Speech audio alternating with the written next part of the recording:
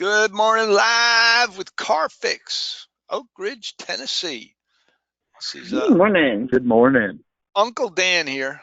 So I'm thrilled that you guys are into what we're doing, and because the only thing we have in life is communication. I can speak from personal experience as a young man going through high school and college and whatever. I went to good schools, and I was taught how to read and how to write, and basic math, and it's like in all that kind of good stuff, but not really anything about how to communicate. I think the difference is that for me was that if you look at, it's like playing the piano. In order to be alive, in order to live, you have to play the piano, right? And I had a piano, but nobody ever really taught me how to play, right? And I didn't learn. So you just go through life banging and banging, and it's like really trial and error, So that was my early life until I started getting involved in all the stuff that I teach you guys.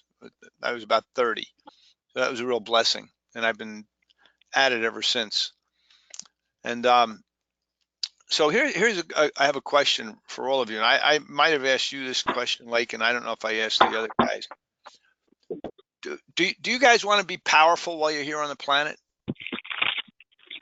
Absolutely. Right? Did I ever ask you that before, Mike? No, sir. What about you, Percy? You want to live we're here for a short time, Do you want to lead a powerful life? Oh, yeah, definitely. Right. Everybody does. I asked you that before, right, Lakin? Oh, absolutely. So here's the big question then. In your whole life up to this point, going through school, teachers, working with teachers, maybe you had a mentor, maybe you had a coach, a neighbor, a parent, a sibling, a rabbi, a priest, a minister, whoever. Did anybody ever sit you down and say, hey, Mike, Percy, Lakin, in order for you to lead a powerful life, to be as powerful as you can while you're here on the planet, this is exactly what you need to know. Boom, and lay it out for you. Did anybody ever do that? No, not about life, if you're going to be successful in, your career path, but, no one's ever sat down and said about life, I mean, to be powerful, to be really effective, there's a difference between knowing how to read and knowing how to communicate. Knowing how to write and knowing how to communicate, knowing how to speak. Everybody speaks, most people, but the communicating is different. Communicating is way different. But I mean, nobody, my knowledge, has ever said to me, right, Dan, this is what you need to know in order to be powerful. You had to figure it out on your own. And like I said, I was blessed. I started studying about this stuff, but most people don't. You're left to figure out. You're left to figure out how to communicate on your own. That's my point. I'm going to show you today what the source of personal power is. Right. That's why I call my program Power Sales Training, and I call the overarching program the language of commitment, because it's all tied to commitment, and I'm going to show you what that all means. But on the screen, and in order to do that, I use different models to teach, and you guys have been seeing it. If you come to the Power Sales Training, we use some of the models mixed in with what we're doing, right? So today I'm going to go through several of the models with you, right? So you can see how this whole thing bolts together, right? In terms of what's the source of power? What are we trying to do when we communicate? What's a model for effective communication, right? So here's this model. The first one I call above the line and below the line, and I use models because it's like a diagram. You want to go on a trip. You type in you get your Google Maps out and you type in an address, and all of a sudden you got a map, and it's easier to get where you're going when you have a map, right? So building a house, you have an architect's blueprint. Then you can. So this is. I have a series of models that you can use like a reference material, blueprint. This one I call above the line, below the line. And above the line, here's the line right in the middle of the page, the black line. Above the line is every result in your life. Every result. I'm talking about, this is your fitness, your family, your relationships with your family. Are all you guys married? Have kids? Yes. Yes. Yes. Yeah, good. All right, fabulous. There's nothing wrong if you didn't. I'm just saying. Wonderful. Here's you. Here's you with your family and your fitness and health, right? How much you weigh, what kind of shape you're in, right? Here's your house, right? Your car. Here's your community, right? So what I'm saying is the type of car you drive, the type of house you live in, the relationships you have at home with your kids and with your wife or husband, right? What kind of shape you're in is all determined by how you communicate, right? Here's your community. The community you live in is determined by how you communicate, right? Here's your employees, your fellow, this is the three of you right here, okay? Here's your business. This is your relation. Above the line is the relationships you guys have with one another, right? How do you measure your business is up above the line too. This is your P&L, which you study, I'm sure. Here's your KPIs.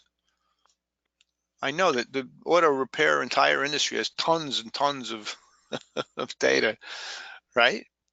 Tons of it. Oh, I forgot to pull one thing up here. Bear with me one second. I'm sitting here thinking, what did I forget to do? There was one document I wanted to pull up here for you guys. Bear with me. Bear with me. There we go. I got it now. I got it now. So, but the revenue, that's how we measure. So this is how we measure. All these results are above the line. So what's below the line? Below the line is the foundation. The foundation of everything in life is how you communicate. That's why these arrows are drawn here. Every result up here is generated down here. Everything. There's nothing left out. The only things that you could say are left out are what happens to you automatically. I mean, you're a machine, right? I'm a machine. We're all machines. Blood pressure, temperature control, waste elimination, nervous system, sight, smell, taste, hearing, heart, breathing, all that stuff, full-blown automatic. You don't control most of it, right? Maybe you can control some of it, but very little. You could reduce your heart rate a beat or two. You can plug up your ears, I guess. You can stop your breathing for about a minute and a half, maybe maximum. You know, but you can't control it. You're on full-blown automatic. You can't help it, right? But every other result is tied to how you communicate. Does that make sense to you guys? Yes. Yes.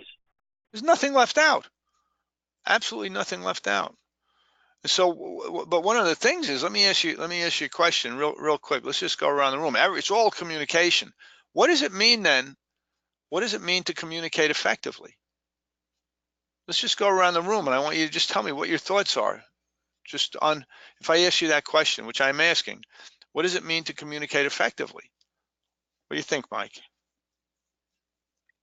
I think there's two parts. It's being clear in what you're speaking about and listening. Yeah. Communication's two-way street. Listening is huge, right? Fabulous. Yeah. What do you think, Percy? What is effective communication?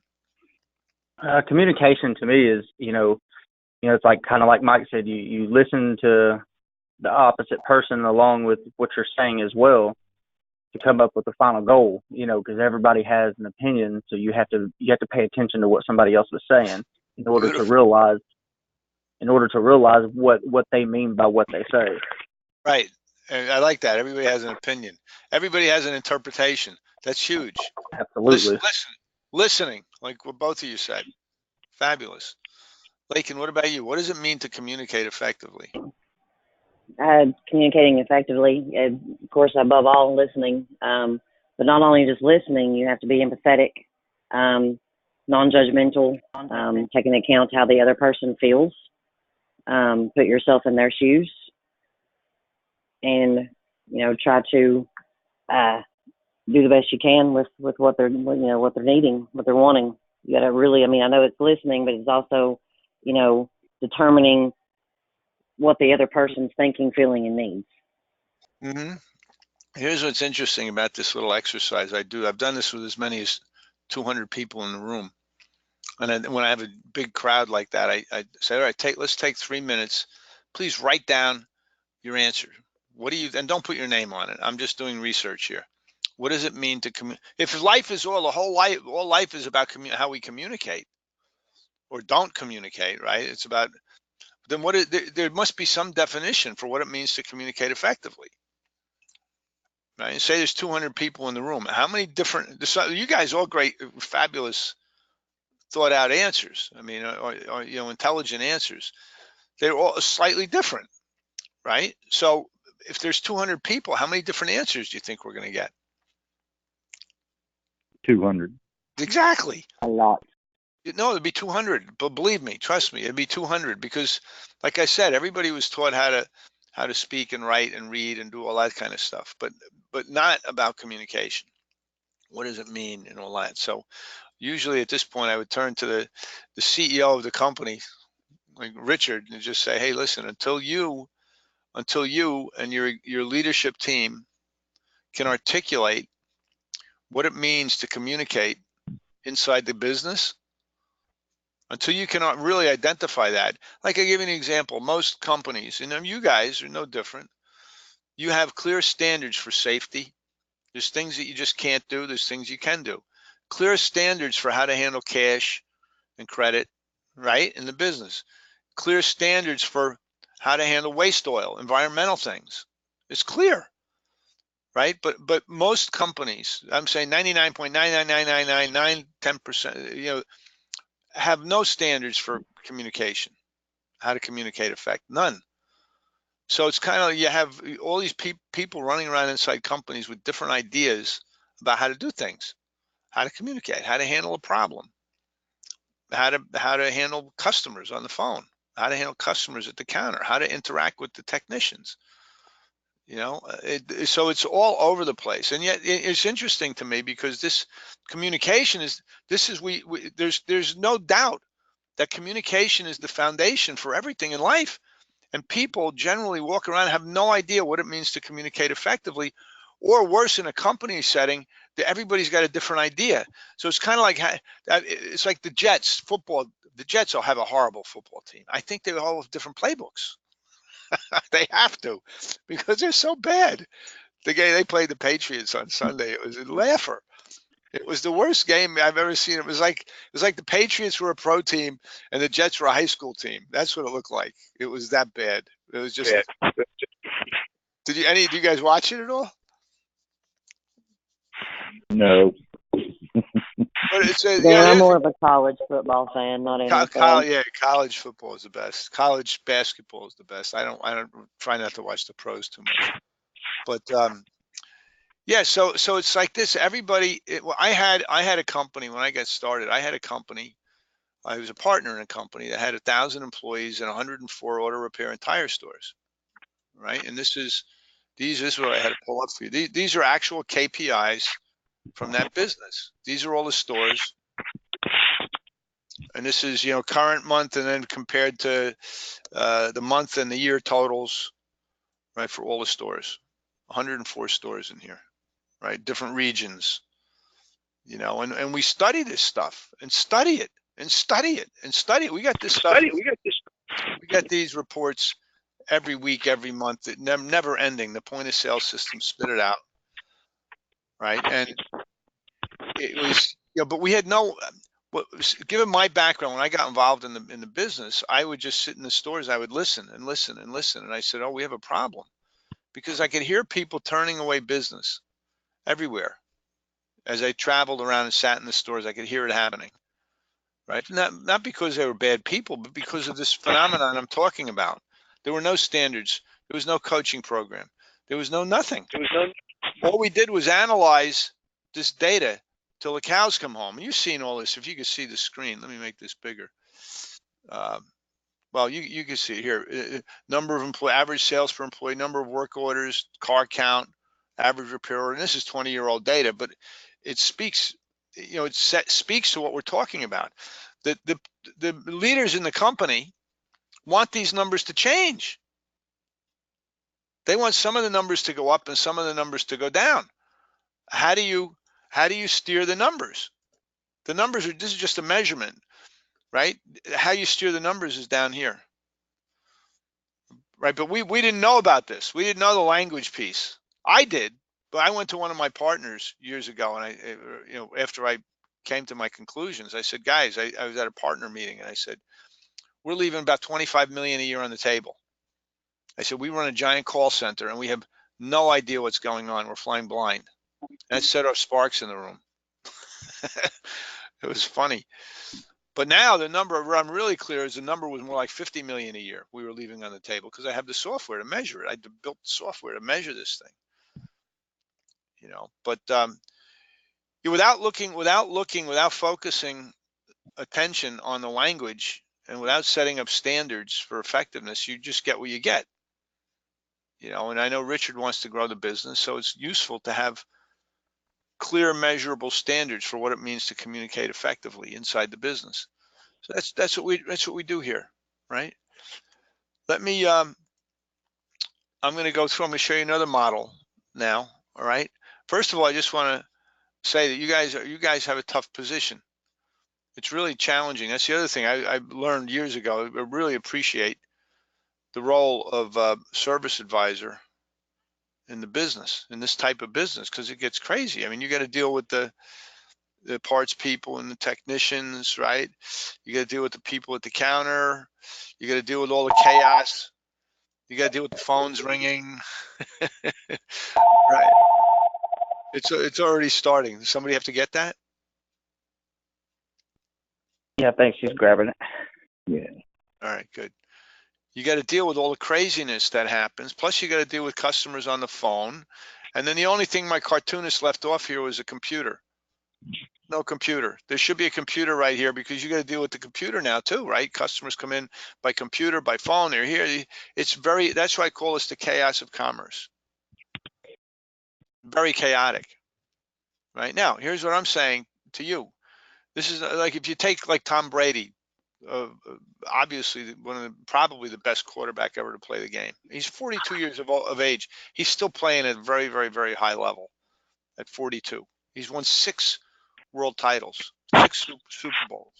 And here's all I'm saying. He has the moves. The New England Patriots have the moves. They operate on the same playbook. Right? They operate at a very high level. But Tom Brady, the minute that ball's hiked, it looks like this cartoon. It's chaos. But he's got the moves down, programmed in his body, so he can execute at an extremely high level. And that's what we got. That's what I help companies do: establish standards, and then come up with I have models for how to communicate. And as you guys know, because you've been in some of the power sales training, we have an approach. And what I want to do is show you the underpinnings of the approach. Okay, here's another model I use. I call this the 3 layers model. Just so you know, over the last 20 years, I've analyzed more than 1 million business conversations. More than 1 million. It's true, with the different software applications I built. Because I'm clear that the KPIs, the results in your life, are tied to communication. So I was determined, and I've done it. I have a system that ties the KPIs to the language. Right? If all you stare at is the KPIs and you never look at the language, you don't know the source. You don't know what's going on. You can't, because the language produces the KPIs. You have to look at both, and businesses don't, because they don't know how to. I had 104 stores. We had millions of phone calls, millions and millions of conversations every year. How do you analyze that? I know how to do that. And part of it is understanding what's really going on. So this model, one day I was sitting looking at data. Right? I was looking at I had data from the water industry and the propane industry and the auto repair and tire industry and the glass industry, financial services, dental, some others, spreadsheets, and I'm studying it. I'm looking at the data and I'm going, holy mackerel. Do you ever have a big aha moment where you see something for the first time? Well, here's what I saw across all industry, across all these different industries. I saw 3 distinct layers of communication taking place, 3. And I went, whoa, this is cool. Big aha moment for me, right? So the first thing I saw was automatic communication taking place. Automatic communication. And it made perfect sense to me. Why? I could hear people and I could measure automatic communication. And here's why. Right here, first line. Human beings are hardwired for survival. It's kind of like what I said before, right? All that stuff going on with you. You're a machine. I'm a machine. Everything is automatic. We brush our teeth. We don't think about it. We just do it. We drive to work. We don't think about it. We stop at the same place and get a cup of coffee. Everything is automatic. We eat. We walk in the house. We kiss our wives. The same. Our husband. We kiss. Hi, honey. Hi, honey. Everything. You walk in the shop in the morning. Hi. You do your regular greetings. You're a machine, right? Nothing wrong with it. It's who we are. It's normal. I get up. I have a routine. Everybody's got a routine. You're an automatic. Well, the big aha moment for me was that communication was automatic too. Totally automatic for most people. I'll prove it to you now. I'm going to pause this. I'm going to ask you guys a question. I don't know if I've done this. Have I done this exercise with you? I haven't seen it. I don't know. All right, watch. No, Dane, we haven't done that yet. All right, cool. So I'm going to ask you guys a question. I want you to just shout out the first answer that pops into your head. Don't think about it. Just shout it out. Ready? What color is a Ferrari? Red. Red. Red. It has to be red. It's always red. I know that. 99. Sometimes somebody says black, silver, but 99 times out of 100, it's red. What food do you eat when you go to the movies? Popcorn. Popcorn. Yeah, it's a law, right? You have to. We have to. Who's the best college football team in America? Alabama. Without hesitation, that was like a red Ferrari, a popcorn. How much is an oil change? That's a no-brainer. Right, exactly. How much is an oil change? $34.99. How much is a brake job? $269 to $328. She's a machine, right? How much is an alignment? $59.95. 59. Boom, boom, boom, boom. All day long. Boom, boom, boom. There's nothing wrong with it. That's who we are now. So that was a big aha moment for me because I could hear it. It was the same thing across all industries. It didn't matter what industry. Did not matter what industry. People were on automatic mode, and what they were on automatic mode about was information and data.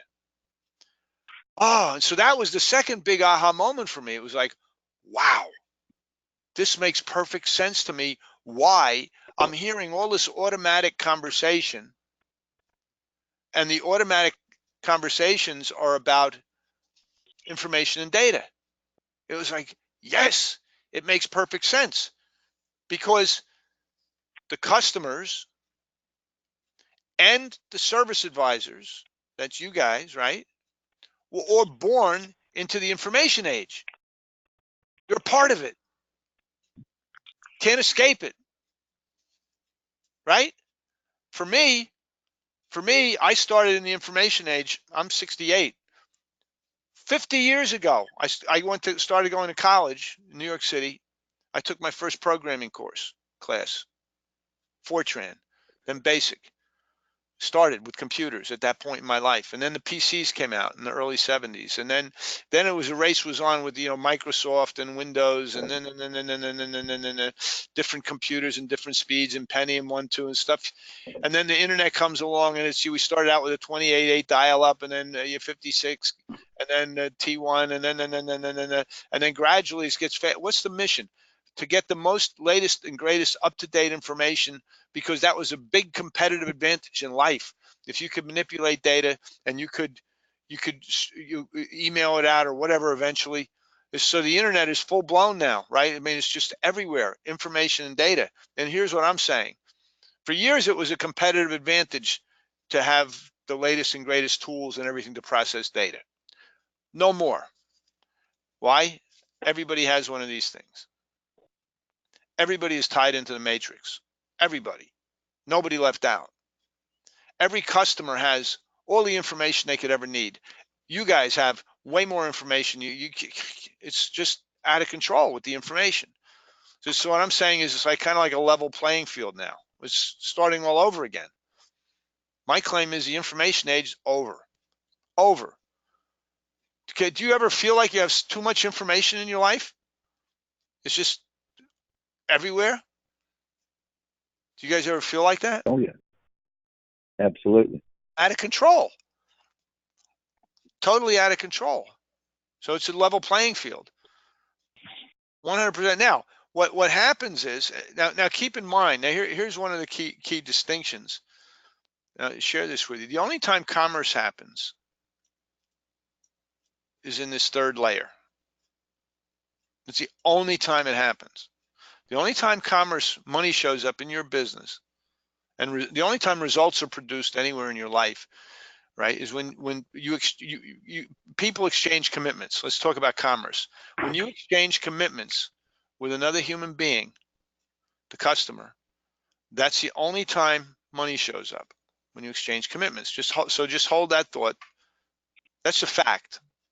It's just the way it is. Without the exchange of commitments, it's not going to happen. I mean, people just don't walk. You just don't walk over to somebody's house and start changing their oil. You don't do that, right? You could, I Right. suppose, or just go. No, I mean, if they somebody say wants to, go right ahead. that could be. It's a little weird.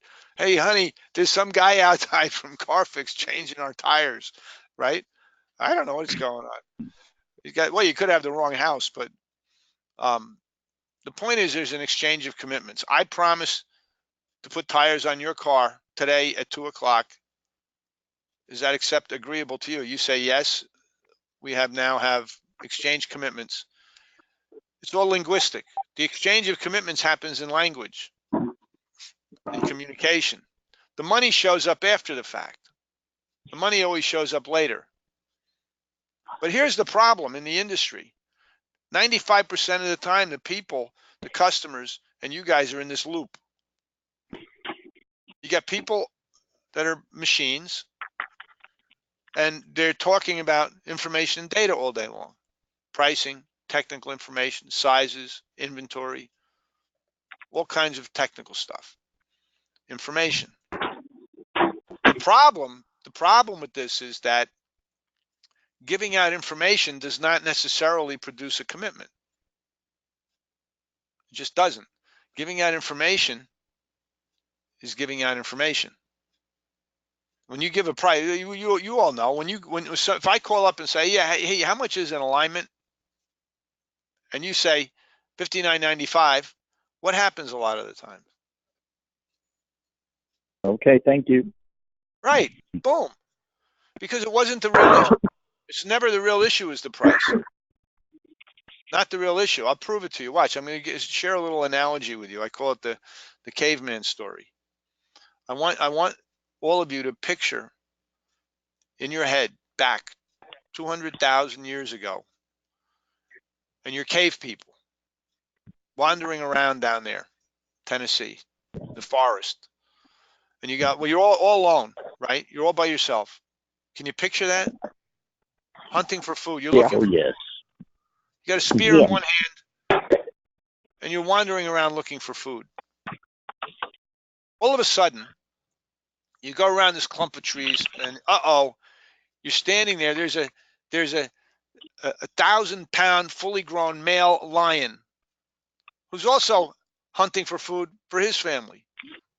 And now you're 15 feet from this beast, and he's like drooling as he's looking at you.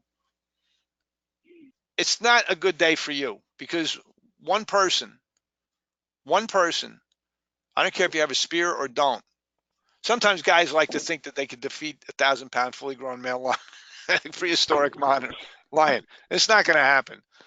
They just gobble you right up. Even if you stab them, they drag you back to their cave, and it's not a good day. But here's the good news. People don't roll like that. Part of the automatic survival mechanism for people, human beings, what has us be the dominant species on the planet, what has us be the dominant species on the planet is the fact that we collaborate with other people. You don't hunt alone. When you want to go hunting, you communicate with 10 other people, 8, 9 other people, and you form a hunting party with language. And you make an agreement. Tomorrow morning at sunrise, guys, we're going hunting. And you go out together as a hunting party, and you run down a grizzly bear and corner it, 1,000-pound grizzly bear. And the 10 of you kill a bear and go home with fur coats and meat for the whole village. That's how we survive. It's the commitment that we exchange to hunt together. So you want to go hunting with people that you trust, that have your back and you have their back, right? The other thing about that is you realize from this little analogy, well, let me further. Your families are hunting parties. For what purpose? Survival. Your business is a hunting party. You collaborate and coordinate with the technicians, right? You got the company, you got the shop. It's for survival purposes. You coordinate and collaborate. There's a couple of pieces to this. One is that you realize that there's people in your life that you can't live without. Can you survive without the other members of your hunting party? No. Not possible. Well, yes. But to a certain extent. Pardon? I said, can you survive how's the rest of your hunting party? I said, no, but yes, to a certain extent until you actually do need them. Well, yeah, but they're right, exactly. You need them. You can't. There's people in your life that you can't survive without. You can't survive without the people that sell groceries. You can't survive without the doctors that take care of you. You can't. And people can't survive without you guys. Here's a customer. Watch. Here's a customer. Let's say it's a new customer. They don't know you guys. Right? And they have a check engine light and they got a problem with their brakes. Not a good day. They wake up. They call you and they ask for price on something to diagnose the check engine light and fix the brakes in the vehicle. What is their real issue at that moment? New customer. They don't know you guys. New customer has a problem with a check engine light and brakes. What's their real issue?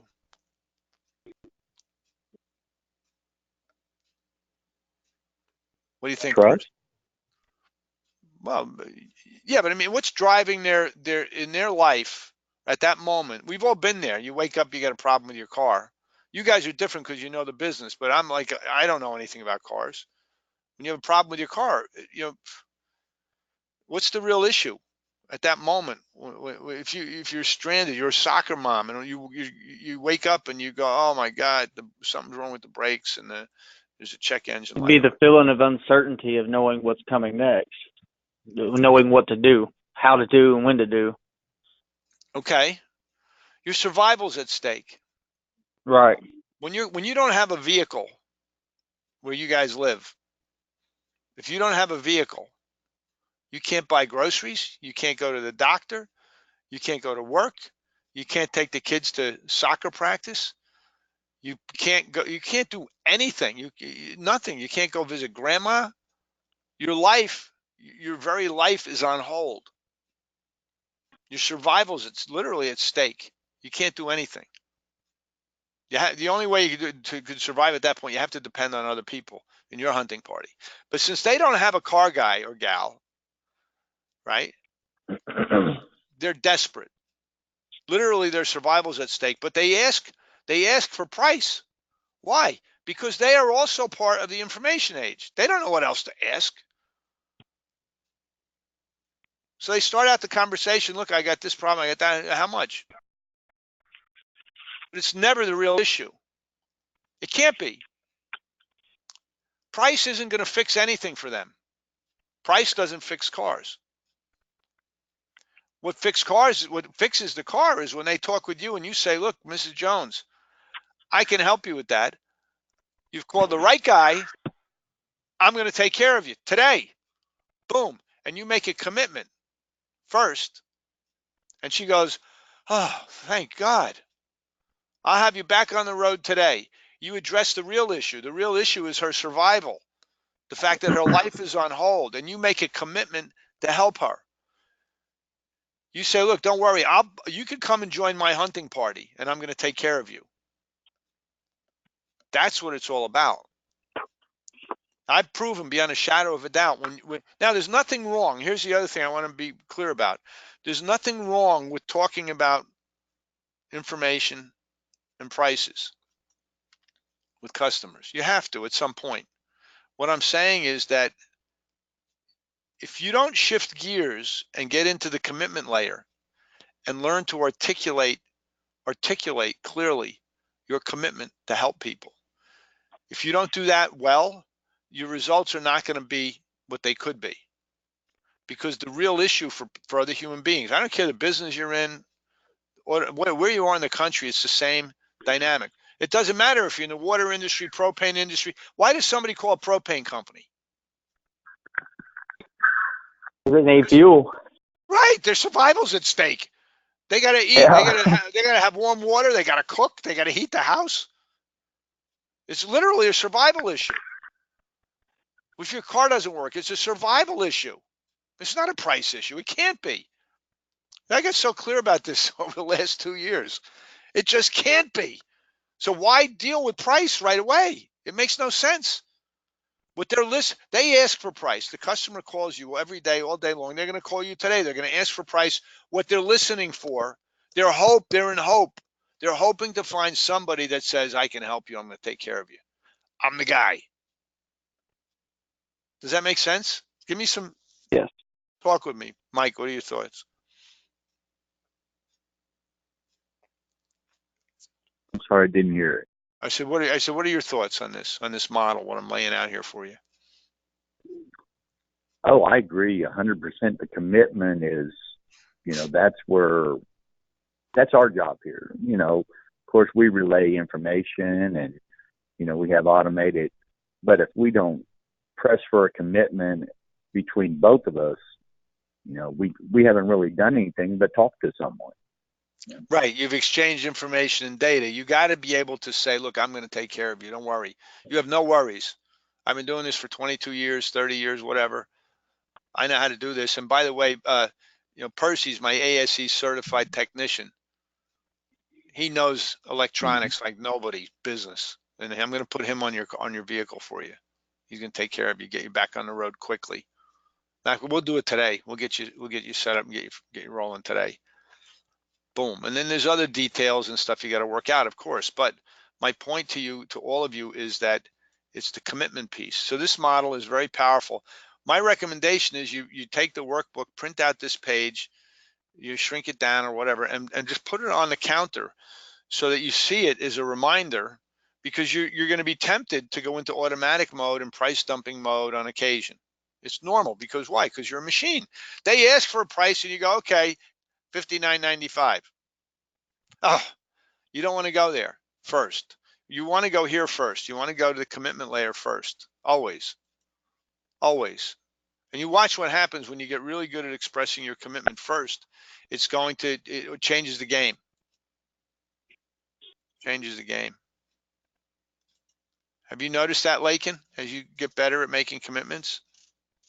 Yeah, actually the phone just rang and a lady said that her tires were going down and she might need new ones. How much were they? And I said, well, we'll go over that. Won't you just come on in? We'll get you one of our loaner cars so you don't have to wait long. We'll get your tire sized if we can't help you out and get you back on the road. Good. Yeah, good. I'm going to help you with that, right? We have to Yeah, express gonna it. help you with that. You just come right on in. Let's help you with it first, and we'll go over that later. Right. How are you guys doing on time? We've got to open the doors in 3 minutes. All right, good. So we can end it right there, and we can do this again. Right. We'll set a date. We'll do it again. We'll continue. We have a few more models. Here's the thing. On page 6 in the workbook, and this is what we practice. Right. I have this. I call it the approach, and I'll leave you with this thought that in box 1. So this is a model for effective communication. That's what's really here. Right. The first move Right. is a conversation to build relationship, to build trust, to build credibility. That's what you want to do first when you're speaking with someone. Build some credibility and build relationship with them. Draw them into your world. That's number 1. Number 2, you want to have conversations that produce action. Why? Because we're on the planet. We're on the planet to produce results in your life, in your hunting party, right?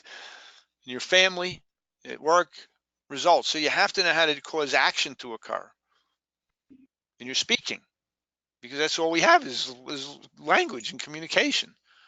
Trust, action. So inside this approach, box 1, right?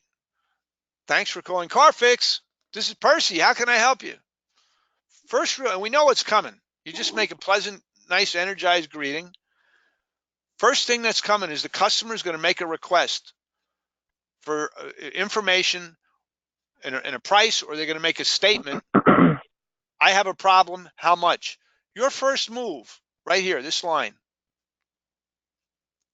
I can help you with that. I can do it today. Boom. First move is a commitment. Commitments are formed when you make a declaration in time. I can help you is a declaration. I'm going to fix it for you is a declaration. I'm going to get it done for you today, just like what Lakin said to that customer.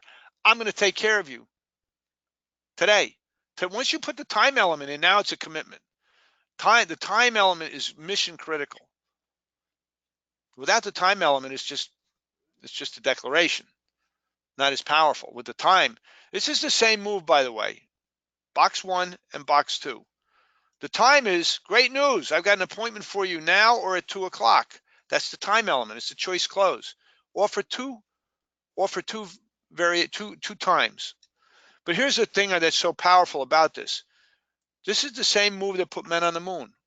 President Kennedy said, 1961, from Rice University in Texas. He said, we choose to go to the moon. That's box 1. He said, we're going to do it this decade. Box 2. It's the same exact move. Power move. It changed the world forever. You have that power. I said, you want to live a powerful life?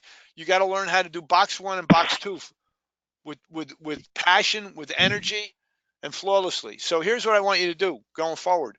I want you to practice. This is on page 6. Practice box 1 and box 2. Practice it exactly as it's here. Now, I know in real life during the game, things change. I know that. But you got to get this into your bones, because this is what's in box 1 and box 2 is the moves, the specific moves required to articulate a commitment. And it starts with, I can help you with that. I'm going to take care of you. And I want to do it today, the time element. Not complex, but you got to program the machine. When you find yourself ready to give out a price, time out on the price thing. First thing you want to say is, Mrs. Jones, you're in the right place. I'm the guy. I'm going to take care of you. I can help you with that. And I want to do it. I'll get you on the road today. I'll fix it for you today. Boom. Let's talk about price. And here's the interesting thing about this. The competition isn't doing it. People, the whole industry is stuck on automatic mode. I'm certain, absolutely certain about that. And what they're on automatic mode about is dumping prices. And that's what they do all day long. Price. Now, I'm not saying price isn't important. It is, but not as a first move. First move's got to be commitment. I'm going to help you. I'm going to take care of you. Boom. Then talk about price. Give me some feedback, Lakin. I think that the guys here have been doing really well after the trainings that we've had. Moving forward, I think that the whole I can help you with that and getting them scheduled and making more of a commitment. I think we're going to do more practicing on that. Maybe some one-on-ones just here whenever we got some downtime, even when we have downtime. But I think it's going to be good moving forward. I think we're going to have a lot more schedules and a lot less money talk, just to get people on the board and get them in the door, and and having that commitment, having that trust in us, especially since we're new and we have a lot of new clientele. Yes. So it's beneficial to be more committed and more fix their problem focused than their pocketbook focused. I'm going to turn you guys into an I can help you with that organization. That's a declaration. Absolutely. See, this is Tucker out in Oklahoma. Look at him. This is every Friday they wear their shirts. They have fun with it now. At first they thought, oh, this is stupid. This is stupid, right? And then they get it. Now they're into it. They love Fridays. They have these nice shirts. I can help you with that. Name of the company. They got screensavers. They got it everywhere. Their business is up.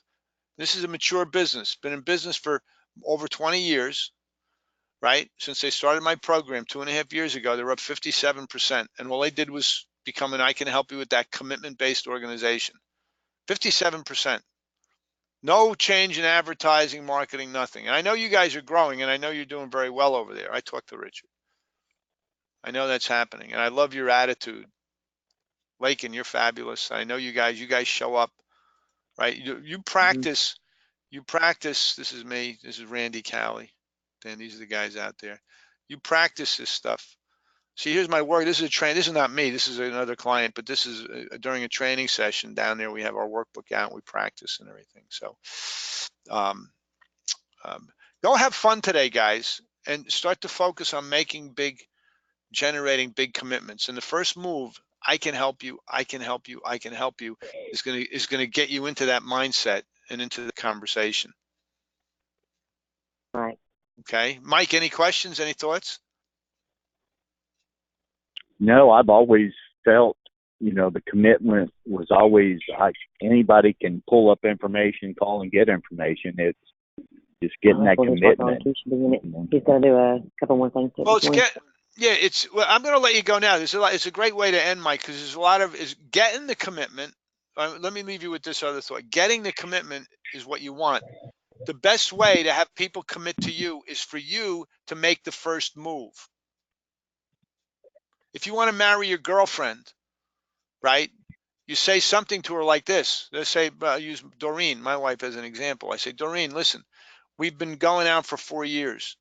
I'm madly in love with you. I've decided for me that I want to live the rest of my life with you. I want to grow old with you. I want to do everything life has to offer with you forever. That's a commitment.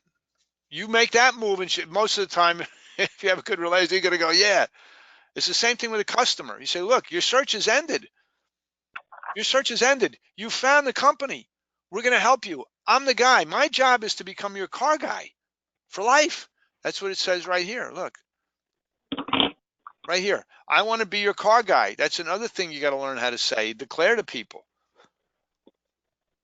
Especially price shoppers. I have a whole thing I call power talk right here. We're going to get into this, where you're going to learn how to do this. When you get a price shopper that's going for your jugular vein, like this, I love price shoppers, Lakin. I appreciate the fact you're shopping for price. I appreciate it. I'm a price shopper. Price shoppers become my best customers. You know why? Because A, I'm not going to be beat on price. And B, the second thing is that this is not about one price on a set of brakes or tires or whatever. My job, my only job, I exist here to become your car guy. I want you to know you can count on me for everything. Doesn't matter. Bumper to bumper. So you have a problem with your car, boom, my face is going to pop up in your head. And I'm going to take care of you. That's what I do.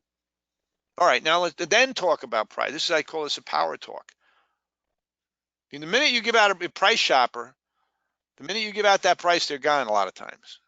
You got to wake them up, change their world. And that's what we're going to get into in language. In language, I'm going to leave you with this thought. I could go on for hours about this stuff. In all of communication, there's only 6 moves anyone can make. This is going to simplify your life, believe me. It's a game changer for human beings to understand that in the whole world of communication, the complex world of communication, there's only 6 moves. 6 moves you can make, just 6. And that's what we're going to get into. That's what we're going to get into next time. Lakin, we'll schedule another session like this, all right? We'll try to make it happen. We got people coming in, Dan, though. All right, time to go. Thanks, guys. Have a Time to great go. day. Thanks, Dan. Thanks, Dan. See you, Dan. So long, guys.